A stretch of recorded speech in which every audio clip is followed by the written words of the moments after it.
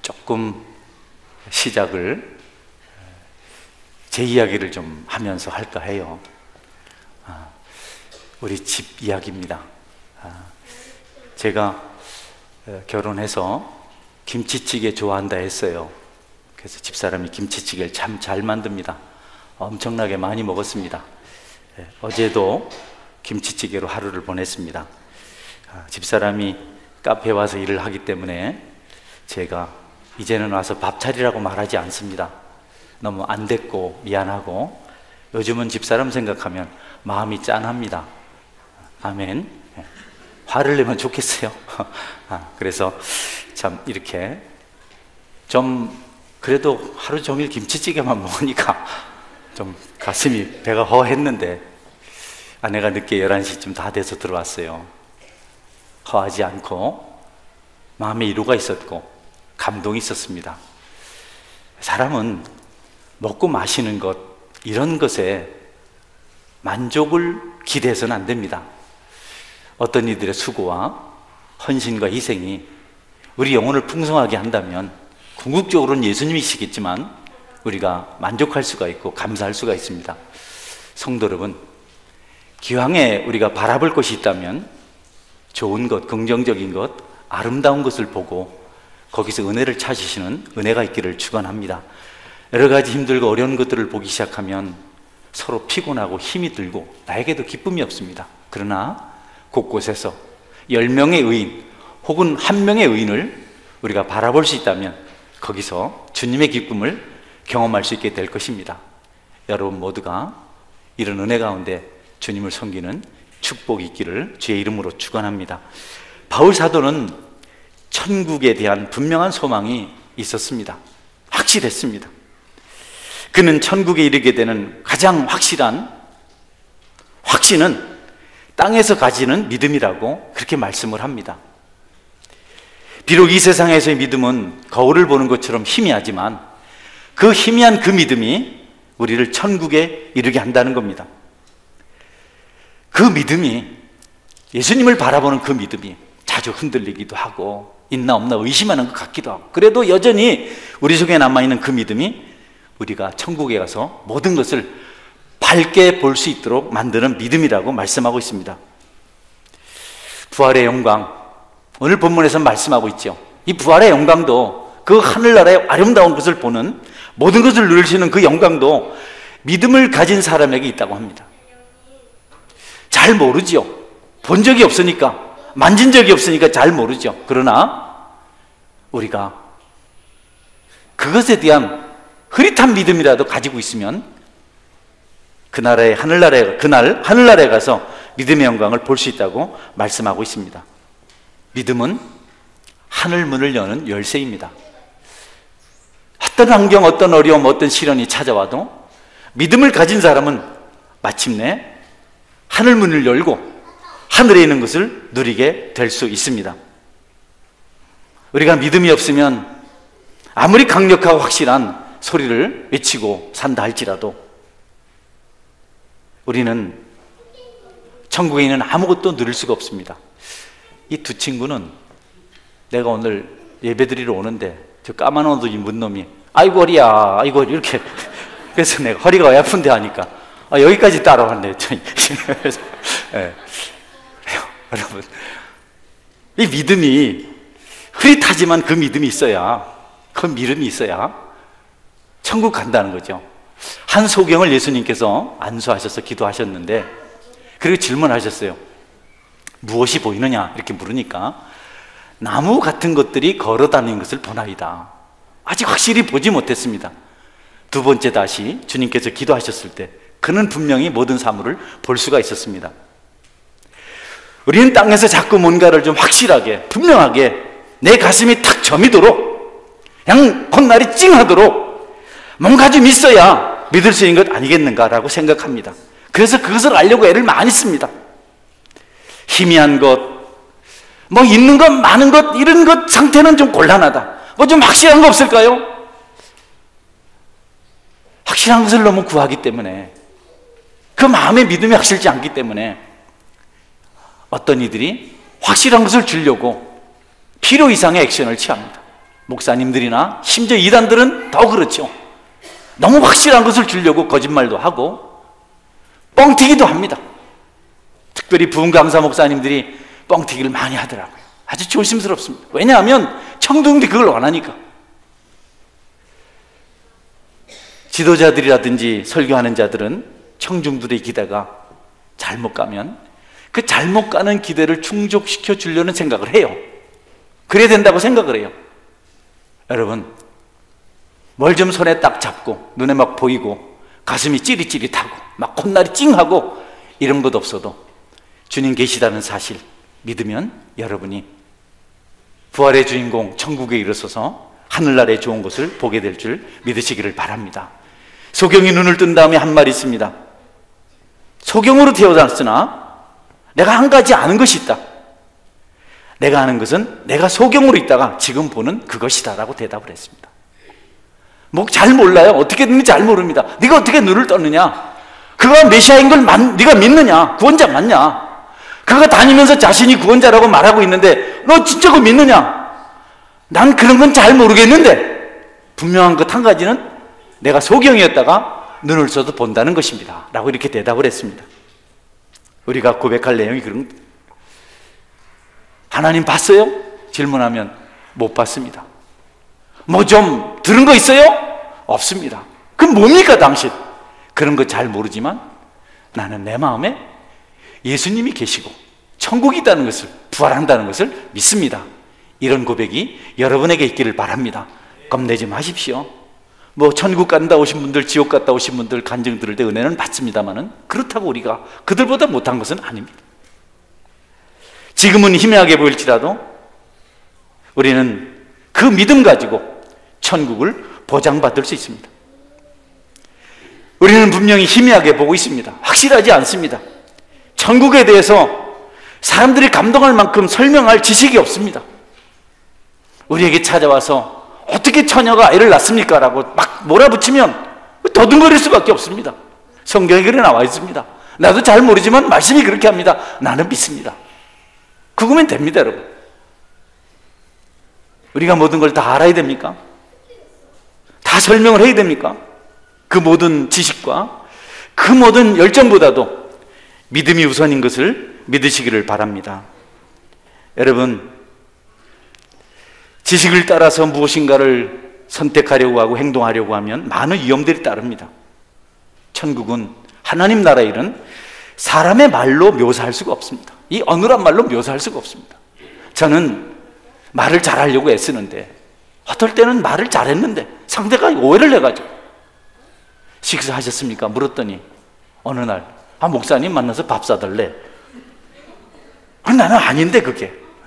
우리가 얼마나 겸손하게 하고 중심으로 얘기를 해도 이 세상은 오해가 생기는 곳이에요. 그러니 우리 말로 천국을 묘사할 수가 없고 천국을 정의할 수가 없습니다. 그러니 여러분, 우리 말로 이것저것을 결론 지으려고 할 때 잘못하면 하나님 나라를 폄훼하고 잘못 말할 수 있습니다. 그런 설명보다도 여러분이 하나님을 이런 마음으로 믿으시기를 축원합니다. 나는 주님을 믿습니다. 그것이 여러분에게 감동이 되고 여러분 만족이 되면 그게 행복입니다. 전 한동대 김영길 총장님 우리 교회에서 간증했죠. 아내하고 결혼하는 조건 예수 믿기로 한 겁니다. 그 약속을 지키려고 학자들은 약속을 잘 지켜요. 훌륭한 사람들은 약속을 가지고 알아볼 수 있어요. 딱딱 지킵니다. 아내와 약속했기 때문에 교회를 갔는데 목사님이 거짓말 설교를 하더라는 겁니다. 물 가지고 포도주를 만들었는데 포도로 만든 포도주보다 더 맛있어서 그 왔던 하객들이 연회장, 연회를 인도하는 대표한테 어떻게 이렇게 좋은 포도주를 주냐 이렇게 칭찬했다. 앉아가자. 이 김영길 총장님은 미국 항공우주국 융합금속 권위자거든요. 융합금속이 뭔지는 설명 안 하겠습니다. 시간이 많이 지나서. 굉장한 겁니다. 로켓가 마찰해서 불이 붙을 건가 안 붙을 건가 이 마찰력을 계산하는, 그래서 그 쇠를 금속을 만드는 엄청난 권위자입니다. 그분이 들어보니까 목사님이 완전히 거짓말쟁인 겁니다. 뭐 물고기 2마리야 떡 5개 가지고 5,000명 먹었다는 말을 하질 않나. 무리를 걸었다는 말을 하지 않나. 우리 김인중 목사님은 그 말 듣고 아지공갈 염세이똥 이렇게 뻥이야 이러고 나왔다 하잖아요. 그런데 여러분, 그래서 이제 예수 안 믿기로 이런 거짓말을 듣고 내가 있는 거니까 말도 안 된다. 이 너무 무리한 일이다. 그래서 그냥 교회를 안 가고 지내는데 어느 날 자기는 금속 부분의 전문가고 또 식물 부분의 전문가. 이 나사에는요, 미국 우주항공국 그 안에는요, 식물학 박사들, 금속학 박사들, 뭐 모든 권위자들이 모여 있습니다. 훗날 우주에서 식물이 인류의 미래에 어떤 영향을 미칠 것인가, 이것을 이제 연구하는 분이 김 박사를 김영길 총장을 불러가지고, 아이, 김 박사, 너무 신기하지 않아? 이 염기 배열이 바뀌질 않아. 작년에 그대로, 재작년에 그대로, 올해도 그대로. 어떻게 된 건지 빨간 꽃은 계속 빨간 꽃만 피워. 어떤 방법을 써도 계속 그래. 노란 꽃은 계속 노란 꽃만 피워. 그 모양도 똑같아. 너무 신비해. 하나님이 너무 놀라워. 이게 어떻게 생겼을까? 하나님이 창조하셨어. 그 말을 듣고 이 김영길 총장이 무릎을 꿇습니다. 어떻게 이런 일이 생길 수 있을까? 어떻게 변하지 않고 늘 노란 꽃은 노란 꽃을 피우고 빨간 꽃은 빨간 꽃을 피우고 그 모양으로 계속해서 세월이 지나도 바람이 불어도 이런 일이 날 수 있을까? 그가 그 비밀을 지식을 듣고 난 다음에 자기가 이해하지 못하는 세상이 있다는 것을 알고 하나님 앞에 무릎을 꿇습니다. 그리고 그날부터 열심히 신앙생활을 하고 마침내 장로님이 되시고 우리나라의 인재를 양성하는 믿음 좋은 학교의 초대 총장님이 되셨습니다. 그리고 믿는 자가 되셔서 많은 사람들에게 자기 간증을 하고 다닙니다. 여러분, 우리가 아는 지식은 한계가 있습니다. 사람에 대해서도 그렇습니다. 모를수록 용감하고 모를수록 말하기를 좋아합니다. 벼도 익으면 고개를 숙이거든요.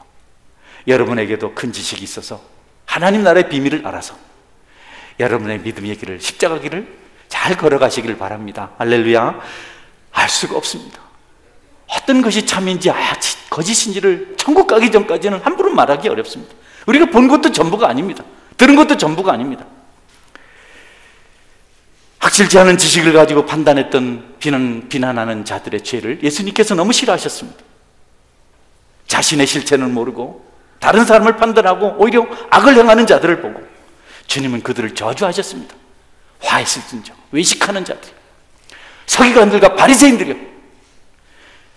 너희들은 낙타를 삼키면서 날파리는 걸러내려고 한다. 신사 물건을 도둑질하면서 너희들이 공의를 말하느냐. 화했을진저. 자신들의 죄는 감쪽까지 숨기고 사람들을 속이고 그러면서 다른 사람들을 괴롭힙니다. 얼마 되지 않는 지식을 가지고 판단을 합니다. 세리와 창기들을 너무너무 그냥 무시하고 그냥 서지 못하도록 잔인하게 비난을 합니다. 그 시대 세리와 창기는 누구나 비난해야 되는 그런 대상이었습니다. 그저 비난을 받아도 말도 못합니다. 꼭 오늘날 목사 같아요. 할렐루야. 아멘 해봐요. 창기들 세리들 무조건 그냥 막 갖다 그냥 쉬운 말로 족치는 겁니다. 그래도 말을 못해요. 뜻밖에도 애처로운 그들을 예수님께서 사랑하셨습니다. 말도 안 되잖아요. 죄인들인데, 죄인 중에 괴수인데, 가장 추하고 더러운 자들인데 예수님이 그들의 친구가 되셨어요. 유대교 지도자들은 이해할 수가 없었습니다. 주님의 그 깊은 지식을 알 수가 없었습니다. 내가 의인을 부러온 것이 아니라 죄인을 부러웠다고 하신 그 말씀을 이해를 못한 겁니다. 아니, 누구를 데리러 갔는데, 뽑으러 갔는데,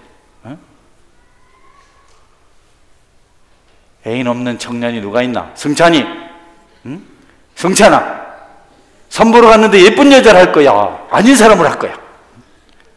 아, 엄마가 기왕이면 예쁜 여자 데려오라 했으니까 예쁜 여자 하겠죠. 근데 예수님은 전혀 다른 겁니다. 아니, 모두가 의인을 찾는데 죄인을 찾은 겁니다. 그래서 유대인들이 예수님을 십자가에 못 박아버렸습니다. 여러분, 우리가 아는 지식은 아직 희미합니다. 확실한 것은 천국 가서 보게 될 줄 믿으시길 바랍니다. 남을 비난하지도 말고 너무 기도 죽지 말아요. 당신 바보야 해도 천국 가봐야 알지. 당신 도둑놈이야 해도 천국 가봐야 알지. 여러분, 바울은 그 희미한 지식, 천국 가는데 필요한 믿음이지만 그것을 가지고 남을 판단하는 일은 해서는 안 된다라고 말하고 있는 겁니다. 어느 한 여인이 분노한 일단의 군중들에게 끌려왔어요. 옷 벗긴 채로, 발가벗긴 채로. 이 여인은 간음하다가 현장에서 붙잡혔습니다. 이 청중들이, 이 군중들이 분노해서 이 여자를 짐승 끌듯 끌고 와서는 예수님 앞에 두고 돌로 쳐서 죽여야 된다고. 율법은 이런 여자는 돌로 쳐서 죽여야 된다고. 어떻게 해야 되냐고. 율법은 이렇게 가르쳤는데 당신은 사랑하라고 하니, 이런 사람들을 좋아하니 어떻게 해야 되냐고. 한번 얘기해 보라고. 그냥 막 분노해서 예수님이 한마디 하셨습니다. 너희 중에 죄가 없는 자가 이 여인을 돌로 쳐라. 따라하세요. 죄가 없는 자가 돌로 쳐라. 예, 주님의 말씀은 능력이 있습니다. 주님 말씀은 능력이 있습니다. 우리가 그런 말 해봐야 했다가 우리도 돌 맞아 죽습니다. 흉내 내지 말고. 예수님 능력이 있기 때문에 그 말씀. 그러니까 그 청중들이 감동을 받았어요. 다 떠났어요. 예수님 말씀하세요. 하나님이시고 흠도 티도 없으신 그분, 유일하게 심판하실 수 있는 분, 유일하게 정죄할 수 있는 분, 유일하게 죄를 다스릴 수 있는 그분께서 묻습니다. 누가 너를 정죄하더냐? 아니요, 나도 너를 정죄하지 아니하노니 가서 다시는 죄를 범하지 말아라. 여러분, 예수님이 정죄하지 아니한 그들을 우리가 함부로 폄훼하거나 정죄한 일을 해서는 안 되는 겁니다. 그날 그 여인은 수많은 청중들이 돌 들고 위협할 때보다도 이 주님의 한마디 말씀에 감동을 받아서 자신의 죄를 비로소 보게 되고 그 길을 돌이키고 다시는 죄를 짓지 않는 새 사람이 된 줄 믿으시기를 바랍니다. 여러분, 이 능력이 주님을 통해서 우리에게도 임했습니다. 드러내고 치고 끝장내고 변론하고 그래서 몰아붙이고 이런 것이 아니고 논쟁은 미뤄두고 어느 날 천국에서 알게 될 때를 기대하며 여러분도 십자가에 죽으시는 은혜가 있기를 바랍니다. 정말 죽기가 힘이 들어요. 저도 이런저런 불합리한 일을 보면 못 참는 성질입니다. 제일 못 참습니다, 우리 교회에서. 근데 늘 성경을 볼 때마다 네가 감당을 해라, 네가 십자가를 지라, 이런 말씀 들어요. 들을 때는 아멘 하지만 또 눈 뜨면 또 아니고 그렇습니다. 어떤 선생님들이 자신들이 돌봐야 될 사람들에 대해서 이렇게 애를 쓰다가 마음에 안 들면 탁 상처 주는 일들이 있더라고요. 그분들에게 말하고 싶어요, 제가. 그런데 말하지 못합니다. 상처가 되니까. 그러지 말고 그가 약해서 당신에게 말씀이라도 배우러 왔고 그가 자신의 부족을 알고 훈련이라도 받으러 왔으니 그를 긍휼히 여기시고 마칠 때까지, 가르침이 끝날 때까지, 훈련이 끝날 때까지 그 사람을 한번 세워주시면 좋겠습니다. 이 말을 하고 싶어요. 여기까지 올라와요. 왜냐하면 예수님이 그렇게 하셨기 때문에. 베드로 같은 교훈을 우리에게 줍니다. 예수님 모른다고 부인했습니다. 예수님 제자가 모른다고 부인을 했어요. 표리부동한 제자죠. 주님이 베드로를 그냥 지그시 바라봅니다. 그리고 부활하신 몸으로 오셔서 용서를 선포하셨습니다. 그런데 베드로가 용서를 못 받아들인 겁니다. 너무 자기 죄가 크다고 생각했어요. 그 죄책 때문에 결국 이전 세월로 돌아가죠. 물고기 잡으러 가느라 7명이 다 갈릴리 바닷가 갔습니다. 베드로는 꿈에 부풀었습니다. 이제 예수 안 믿고 이거 골치 아픈 거 생각 안 하고 고기 잡아서 팔고 사람답게 살자. 이게 사는 게 이게 뭐냐? 그러면서 나는 자격 없다 하고 핑계 반 도피 반. 그래서 갈릴리 호수로 갔습니다. 고기도 안 잡히고 재미도 없고. 근데 또다시 예수님이 찾아왔습니다. 고기 많이 잡히도록 해주셨습니다. 아주 원 없이 고기가 너무 많이 잡혀서 그물을 끌어올릴 수 없을 만큼 그물이 가득 차도록 해주셨어요. 제자들이 압니다. 예수님이시다. 그래서 베드로가 벗었던 옷을 입고 예수님께로 헤엄쳐서 갑니다. 가보니까 예수님이 모닥불 피워놓고 숯불에 떡 구워놓고 너희들 잡은 생선 좀 가져와라 해서 그 숯불에 생선 구워서 주시고 베드로 보고 아무 말씀도 안 하셨습니다. 너 임마 그럴 수 있냐? 네가 인간이냐? 일로 와봐라. 차렷. 탁탁탁탁. 응? 그래서 되겠어? 제자가 돼가지고 말이지. 응? 이렇게 하지 않았어요. 베드로야, 너 나 사랑하냐? 예. 나 사랑하냐? 예. 나 사랑하냐? 내가 주를 사랑하시는 줄 주님께서 아십니다. 자기도 확신하지 못해. 이제는 내가 사랑한다고 말하기도 힘듭니다. 그날 베드로는 여러분 새 사람이 되어서 로마에서 순교할 때까지 주님을 전하다가 그렇게 그의 생을 마치고 천국 간 줄 믿으시기를 바랍니다. 여러분, 우리의 마음을 감동시키는 사랑보다도 우리를 더 새롭게 하고 능력 있게 하고 변화시킬 수 있는 것이 무엇이 있을까요? 채찍이 될까요? 칼이 될까요? 총이 될까요? 감옥이 될까요? 공부가 될까요? 우리가 뭘 잘 몰라요. 우리가 잘 모릅니다. 아무려면 주님의 손길보다도 힘 있고 능력 있고 풍성한 것이 이 세상에 있겠습니까? 주님은 이것저것 캐묻고 따지는 대신 그냥 십자가의 대속물로 자신을 주셨습니다. 아까도 말씀드렸지만 우리가 그렇게 할 수 있다면 얼마나 좋겠습니까? 다른 능력보다도 다른 은혜보다도 십자가의 능력을, 십자가의 은혜를 여러분이 가지시게 되기를 축원합니다. 그 은혜가 있어야 모든 것 되는 거죠. 하나님 나라를 인간의 지식으로 논할 수 없습니다. 끝을 가늠할 수 없는 그 지식을 어떻게 우리가 한계를 알아낼 수가 있겠습니까? 하나님의 무한한 사랑을 무엇으로 대신할 수 있겠습니까? 대신할 수 있는 게 무엇이겠습니까? 우리에게는 없습니다. 우리에게는 주님밖에 없습니다. 따라 하실까요? 내게는 주님밖에 없습니다. 네, 주님 한 분으로 만족하시면 됩니다. 너무 세상 말로 족치지 마세요. 너무 구박하지 마세요. 내가 다 해본 겁니다.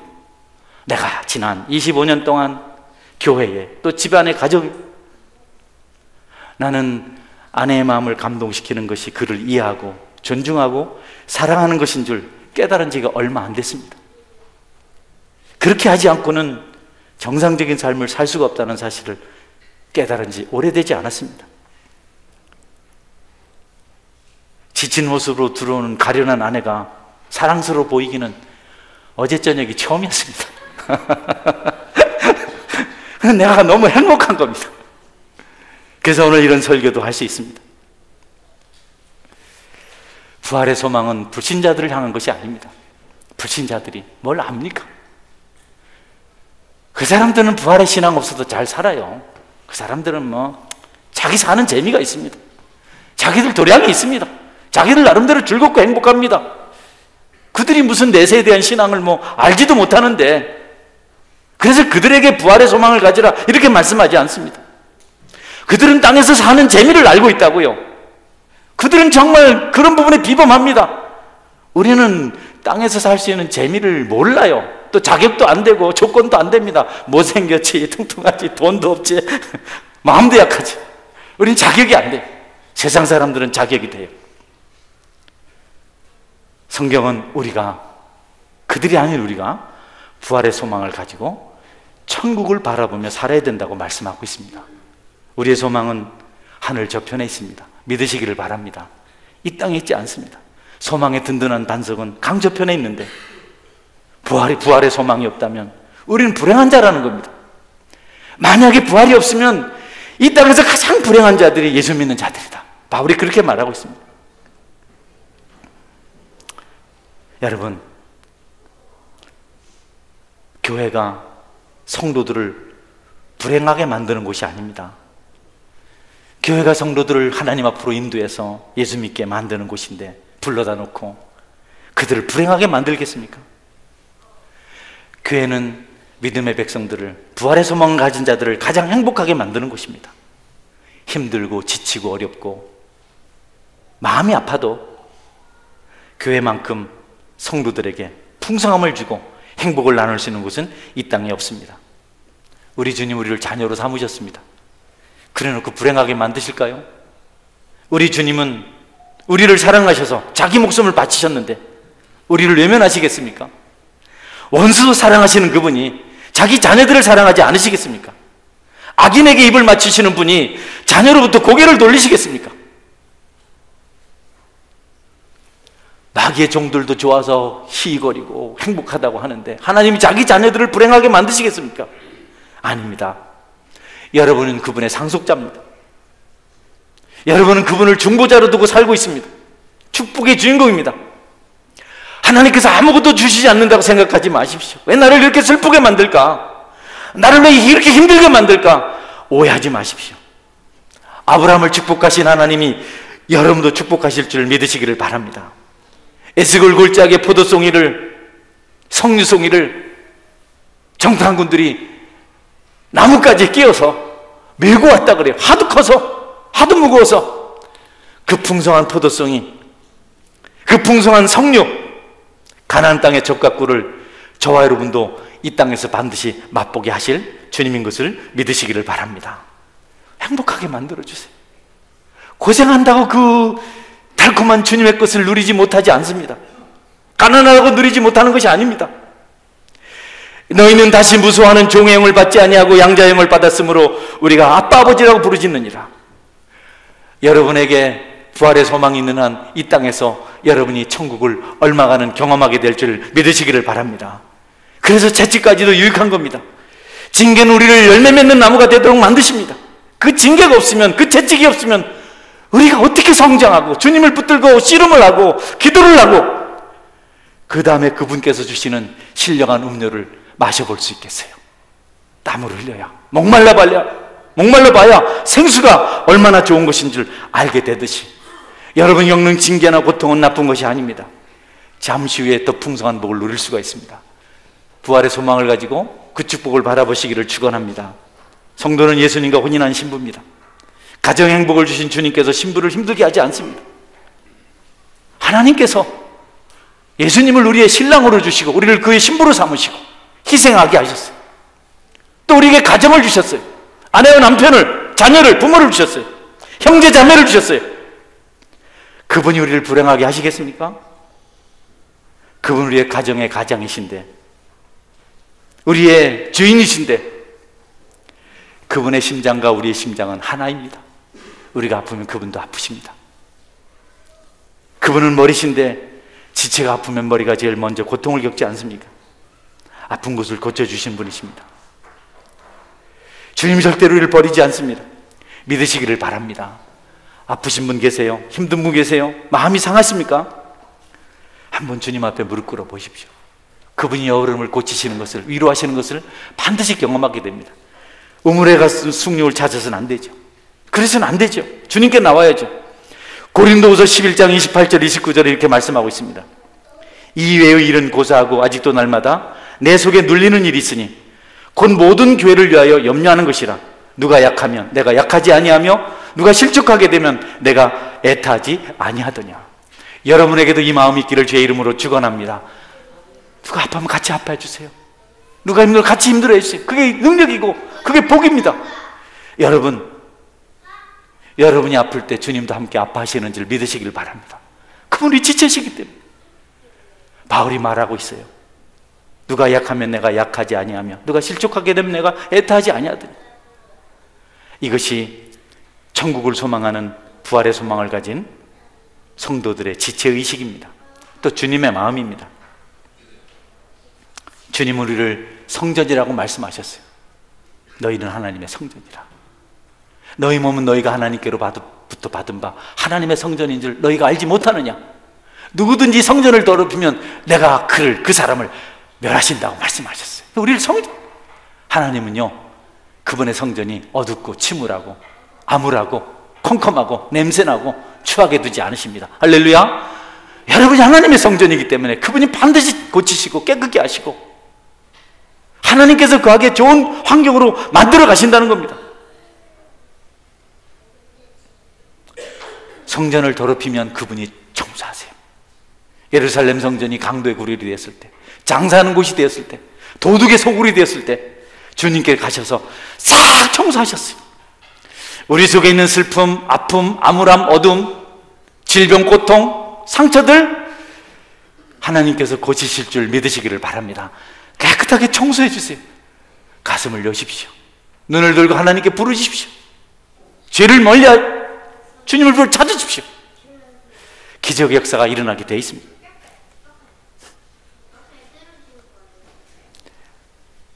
십자가에서 입은 그분의 상처는 우리의 피난처입니다.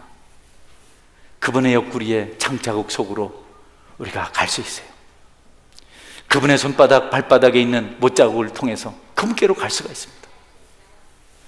거기서 흘러나온 피는 우리를 정케 합니다. 우리를 깨끗게 합니다. 우리를 씻어줍니다. 그 피는 보혈의 피입니다. 피난처 되시고 안식처 되시고 씻기시고 도우시고, 이것은 세상에 있는 것이 아니고 주님의 살과 피입니다. 그분 우리의 떡과 잔입니다. 여러분이 이 말씀을 이해하시고 주님 앞에 나오시기를 바랍니다. 신명기 33장 29절 말씀입니다. 이스라엘이여, 너는 행복한 사람이로다. 여호와의 구원을 너같이 얻은 백성이 누구냐? 그는 너를 돕는 방패시오 내 영광의 칼이시로다. 내 대적과 내게 복종하리니, 내 대적이 내게 복종하리니 내가 그들의 높은 곳을 밟으리로다. 여러분은 행복한 사람입니다. 할렐루야. 옆에 분에게 성도님은 행복한 사람입니다, 이렇게 인사 한번 하겠습니다. 성도님은 행복한 사람입니다. 구박을 받아도 행복한 사람이요, 곤란을 당해도 행복한 사람이요, 가난해도 행복한 사람이요, 비참해도 행복한 사람이요. 주님이 계시기 때문에 그렇습니다.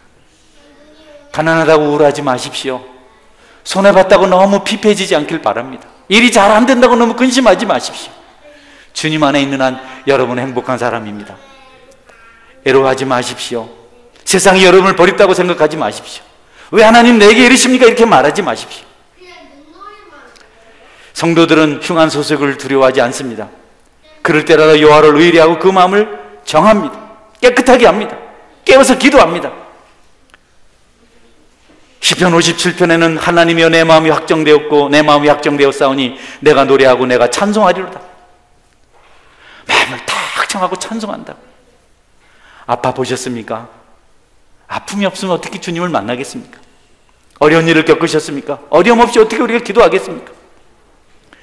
그 이후에 우리는 하나님부터 오는 맑은 샘물을 마실 수가 있습니다. 목마름을 해결할 수가 있습니다. 그 이후에 주님의 인도하심을 받아서 푸른 초장에 누워서 쉴 수가 있습니다. 세상의 즐거움이 아무리 크고 확실해도 우리 영혼이 땅에서 고통 중에 간간히 맛보는 하늘의 기쁨보다 못합니다. 그것과는 단 1분이라도 바꿀 수가 없는 겁니다. 속지 마십시오. 여러분, 세상 즐거움 찾겠다고 주님에게 등 돌리지 마십시오. 그것 없다고 불행하다고 말하지 마십시오. 내일 십자가 지고 죽을지라도 주님 함께 있어서 찬송할 수 있는 여러분의 믿음이 되시길 바랍니다. 할렐루야. 그래야 돼요. 그래 살아야 돼요. 불평하지 마세요. 아내 괴롭히지 말고, 남편 괴롭히지 말고, 자식들 힘들게 하지 말고, 부모님들 마음 아프게 하지 말고, 여러분이 어려울 때 그 어려움을 잘 감당하십시오. 스코틀랜드에 순교자였던 레이니크는 죽음 앞에서 이렇게 고백했습니다. 적들은 우리를 늪속에 빠지게 만들고 산속을 헤매게 하는 것으로 만족과 즐거움을 추구했습니다. 우리의 고통을 보면서 그들은 스스로 만족했습니다. 그러나 나는 지난 이틀 밤을 폭풍우 속에서 피할 곳을 찾지 못한 채 캄캄한 어두움 가운데 있었지만 나에게 그 시간은 정말 달콤하고 행복한 시간이었습니다. 그때의 감격은 말로 표현할 수 없는 것입니다. 그 밤에 조용히 깨어있을 때 내 마음은 하늘의 모든 가족들이 체험하는 깊고도 말로 다 할 수 없는 기쁨의 대양을 헤엄치며 찬양했습니다. 이 세상을 떠나야 했던 순교자입니다. 가족들과 이별해야 합니다. 그 길로 그는 모든 평안의 조건들을 버렸습니다. 삭막하고 어두운 벌판을 지나고 폭풍우 가운데서 깊은 산속을 헤매었지만 그에게 왕들이 거처하는 비단 장막은 없었지만 그 산속이, 폭풍우 속이 그에게는 가장 편안한 안식처였습니다. 주님을 아는 성도들은 어떤 환경 가운데서도 감사할 수 있고 찬양할 수 있고 그분을 노래할 수 있습니다. 여러분, 그런 신앙의 경지가 여러분의 있기를 축원합니다. 형편이 너무 딱한 처지에 있는 가엾고 불쌍한 사람을 목사님이 방문하셨습니다. 그가 말합니다. 나는 홀로 집 안에 있습니다. 목사님 그 모습을 봅니다. 아내가 무엇인가를 구하려고 병들어 죽어가 있는 남편만 두고 밖으로 나갔습니다. 파리하게 여인, 핏기 하나도 없는 죽음의 그림자가 두려워진 그는 천정에서부터 달려내리는 끈에 꽁꽁 묶여서 고정되어 있었습니다. 전혀 움직일 수가 없었습니다. 관절이 붓는 병을 앓고 있었습니다. 고통이 극심했습니다. 목사님이 그를 위로하러 가까이 다가가 동정하며 말합니다. 이 어려운 상태에 홀로 남아 있습니까? 내가 보기에 마음이 안타깝고 마음이 아픕니다. 그는 움직일 수 있는 입술, 하나밖에 없는 그 입술을 가지고 말합니다. 목사님, 그렇지 않습니다. 아버지께서 제 곁에 계심으로 저는 혼자가 아닙니다. 목사님은 계속 그와 이야기를 나눴습니다. 그가 말합니다. 나의 위로의 원천은 하나님이십니다. 목사님도 깨닫습니다. 그렇구나. 병상에 누워 있는 네가 나보다 믿음이 좋구나. 우리의 위로의 원천이 하나님께 있구나. 부인이 나가면서 베갯마트에 성경을 펼쳐놓고 갔습니다. 거기 시편 몇 편이 보이고 있었습니다. 침상에 있는 그 사람은 성경을 읽고 묵상하고 있었습니다. 그것이 그의 힘이었습니다. 책장을 넘길 힘조차도 없었던 그가 그렇게 성경으로 힘을 얻고 있었던 겁니다.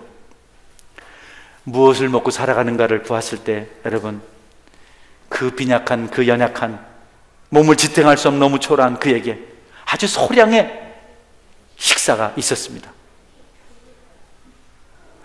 이것을 먹고 삽니까? 당신이 먹을 수 있는 것이 이것밖에 없습니까? 안타까워서 목사님이 물었을 때 그가 대답합니다. 주님께서 그 양식은 공급되고 그 물은 끊이지 아니하라고 말씀하셨기 때문에 아무것도 원치 않습니다. 내가 하나님을 의지함으로 그분이 자신의 약속에 신실하신 분이신 한 나는 아무것도 원치 않습니다. 부활의 소망을 가진 성도는 불쌍하지 않습니다. 여러분, 고통이 극에 달했다면 여러분이 주님을 바라보십시오. 그분이 여러분의 생명인 것을 알게 될 것입니다. 아직 세상에 무엇이 있다고 방황하는 분이 계시다면 이제 좀 주님을 만나는 경험을 하시면 좋겠습니다. 아이들이 그러죠. 맞고 할래, 그냥 할래. 꼭 징계를 받아야 여러분 주님을 붙들고 사시겠습니까? 환경이 좋을 때 주님과 교통하시면서 풍성함을 누리시는 여러분의 신앙 여정이 되시기를 축원합니다. 아멘. 같이 기도하겠습니다. 주님,